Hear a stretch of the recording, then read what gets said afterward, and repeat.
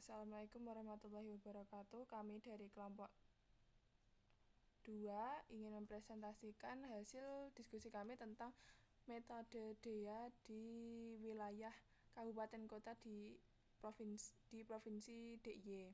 Nah, di sini kami menggunakan 5 DMU yaitu Kulon Progo, Bantul, Gunung Kidul, Sleman, dan Yogyakarta dengan input 3 yaitu pertama jumlah perusahaan, kedua penanaman modal dalam negeri, yang ketiga jumlah angkatan kerja, dan juga output yang ada output kami yaitu PDRB per kapita dan PDRB atas dasar harga konstan.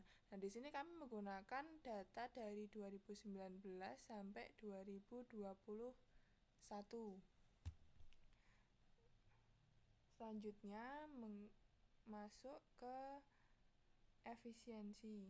Di sini pada tabel efisiensi menunjukkan keempat kabupaten kota yaitu Kulon Progo, Bantul, Gunung Kidul, dan Yogyakarta menunjukkan nilai yang efisiensi dengan nilai 1, dan namun ada satu yang tidak efisien atau inefisien yaitu Sleman dengan nilai 0,98. Yaitu lanjut pada selek.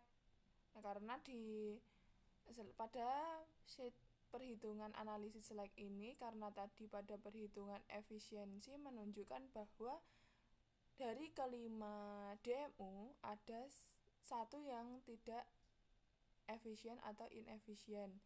Nah, sedangkan di nilai yang efisien angkanya pada perhitungan selek ini tidak muncul. Nah, yang tidak efisien atau inefisien muncul nilai. Nah, nilai ini menunjukkan bahwa terjadi nilai tambah atau kelebihan yang harus dikurangi agar input atau output di sini bisa efisien, seperti itu. Seperti pada Sleman ini penanaman modal jumlah perusahaan. Nah, di sini kan tadi kita menggunakan tahun 2019, 2020, 2021. Pada tahun 2019 pada jumlah perusahaan ini efisiensi karena menunjukkan hasil 0 atau tidak ada angka pada perhitungan selek ini. Sedangkan pada 2019 dan 2019 ini ada angka yaitu 690 dan 1008 ini. Nah, ini berarti ada nilai lebih yang harus dikurangi agar input ini efisien. Begitu juga sebelah-sebelahnya ini. Penanaman modal pada 2019, 2020, 2021. Nah, jumlah angkatan kerja ini pada 2019 juga efisien atau tidak perlu adanya pengurangan.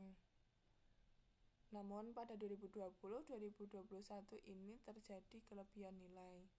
Nah, pada output ini juga terjadi terdapat nilai lebih yang harus dikurangi agar mencapai efisiensi. Selanjutnya pada analisis target.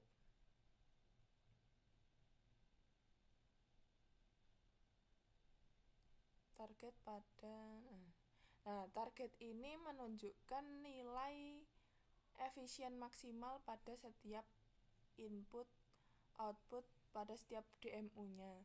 Nah, pada perusahaan ini pada 2019 di Kulon Progo ini 310, lalu pada 2020 240, lalu 290. Nah, ini tadi nilainya sama seperti data awal karena sudah efisien. Nah, tadi kan yang tidak efisien pada Sleman. Nah, ini di Sleman ini nilai efisien atau nilai agar tercapainya maksimal efisien itu ditunjukkan di angka 1591 pada 2019 dan 2020 dinilai di angka 1302, dan seterusnya.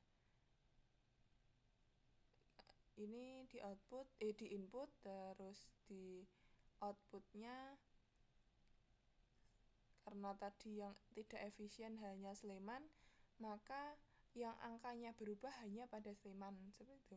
Nah, di sini jika efisien itu berarti pemerintah bisa mempertahankan nilai tersebut atau meningkatkan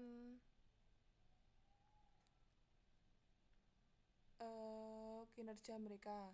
Sedangkan ya pada yang tidak efisien ini bisa menggunakan data ini agar memaksimalkan kinerja pada pemerintahan mereka. Sekian presentasi dari kelompok kami, kurang lebihnya mohon maaf. Wassalamualaikum warahmatullahi wabarakatuh.